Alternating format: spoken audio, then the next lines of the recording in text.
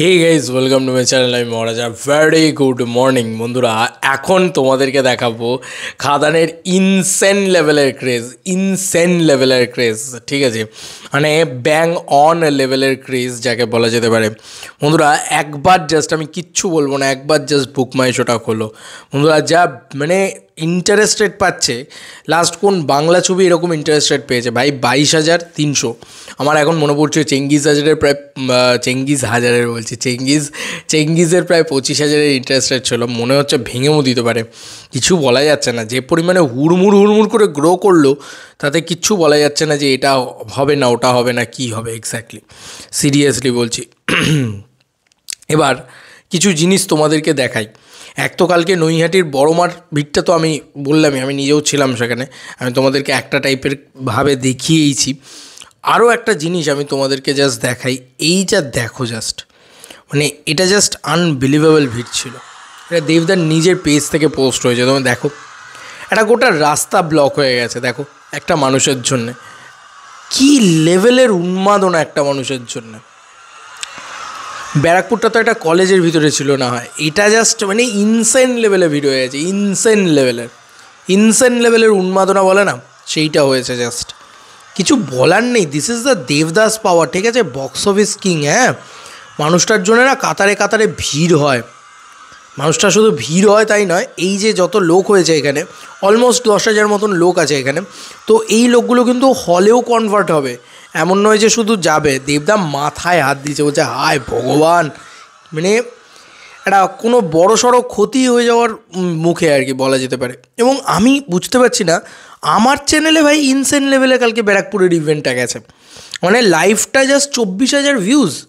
মাই god, আমার most popular লাইভের ভিতরে সব থেকে টপে রয়েছে এটা। বাপ রে বাপ, কী রে ভাই, মানে খাদানের হাইপ আনবিলিভেবল। তুমি শর্টসগুলো দেখো, তুমি মানে ভিডিওস চেক করো, কী লেভেলের হাইপ। আমার চ্যানেলটা পর্যন্ত, মানে কালকে 11,000 ভিউজ গেছে, মানে এমনি ফুল ইভেন্টটাতে। বাবারে, মানে সে সাংঘাতিক ব্যাপার আর কি, বুঝলে তো। মানে আমি তো পাগল, মানে এটাই তো চাই, এর থেকে আর কি বেশি চাই বলো। এটা একটা মানে ম্যাসিভ রেসপন্স। আচ্ছা, আজকে হুগলিতে আসছে দাদা, এটা তো মানে তো আমরা সবাই জানি, দেব এন্টারটেনমেন্ট ভেঞ্চার্স থেকে অফিসিয়ালি পোস্ট করে জানিয়ে দেওয়া হয়েছে। আমি তোমাদেরকে একটু দেখিয়ে দিই। এবার ফাইনালি আমার ঘরের সামনে আর কি দাদা, এই যে টিম খাদান আসছে হুগলিতে লেনিন মাঠে, রিস্টার লেনিন মাঠে। যাদের যাওয়ার তারা অবশ্যই চলে আসো। হুগলিতে আসছে 5টার সময়, ঠিক আছে, লেনিন মাঠ।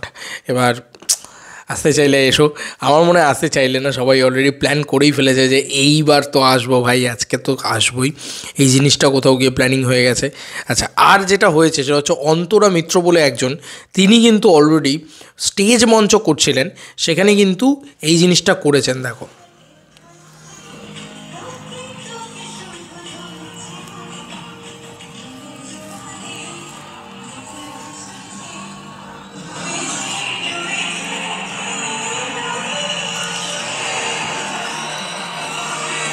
কিশোরী জাস্ট ভাইরাল হয়ে গেছে, ঠিক আছে। আমি তো কালকেও বলছিলাম, পিলিংসে জানা রিলস হচ্ছে, তার থেকে বেশি কিশোরীতে রিলস হচ্ছে।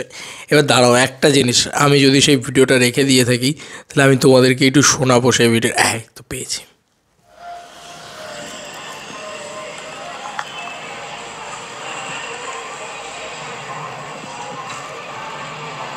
খুব মনোযোগ সহকারে শুনলে তোমরা শুনতে পাবে।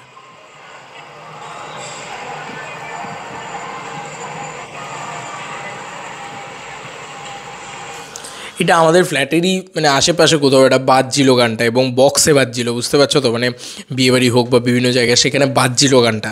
কিশোরী ইতিমধ্যেই এতটা ভাইরাল হয়েছে যে বিভিন্ন যারা স্টেজ প্রোগ্রাম করতে উঠছে, শীতকাল তো স্টেজ প্রোগ্রাম করতে উঠছে অনেকে, তারা স্টেজে উঠে গাইছে কিশোরী।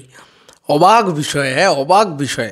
এবং এই যে মানে আমি এখান থেকে জাস্ট রেকর্ড করলাম, সঙ্গে সঙ্গে শুনেই আমি সঙ্গে সঙ্গে রেকর্ড করছিলাম যে কিশোরী আমার মানে ঘরের সামনে বাজছে, মানে কোথাও একটা বক্সে বাজছে আর কি।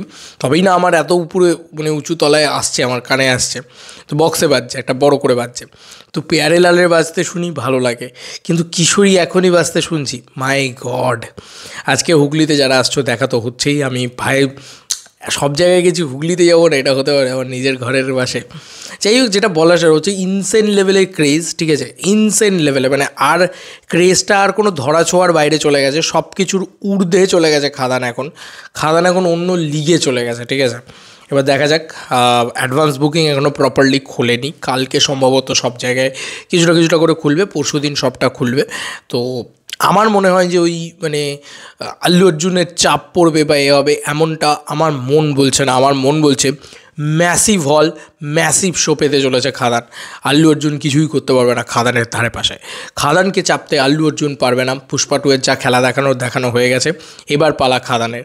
তাই আমার মনে হয় যে বেঙ্গলটা বেঙ্গল সিনেমার জন্যই থাক, কারণ বেঙ্গলটা বেঙ্গল সিনেমার জন্য থাকবে, সেটা বাঙালি অডিয়েন্সই বুঝিয়ে দিয়েছে এত কাতারে ভিড় দিয়ে, এত জায়গা দিয়ে। এবং সবথেকে বড় কথা যে পুষ্পা 2 ট্রেন্ডিং সার্চে নাম্বার 2 এবং নাম্বার 1-এ খাদান। তো ওটাই বললাম যে প্রথম চয়েস কিন্তু বাঙালির আগে হবে খাদান, এটা আমার কোথাও গিয়ে মনে হয়। এবং বাঙালির প্রথম চয়েস খাদান হবে স্বাভাবিক, কারণ খাদানে এমন কিছুই আছে যেটা বড় পর্দায় গিয়ে এক্সপিরিয়েন্স করার মতন। সন্তান তো হইচইতেও দেখে নেবো ভাই, কিন্তু খাদানের মতন সিনেমা সেটা একটা সিনেমা, একটা বড় পর্দার সিনেমা কোথাও গিয়ে। তো এই ছিল এখনকার মতো ভিডিও। তোমাদের কার কি মতামত ভিডিওটাকে নিয়ে জানিও কমেন্ট সেকশনে। চলো বন্ধুরা, নতুন কোনো ভিডিওতে দেখা হবে ভাই।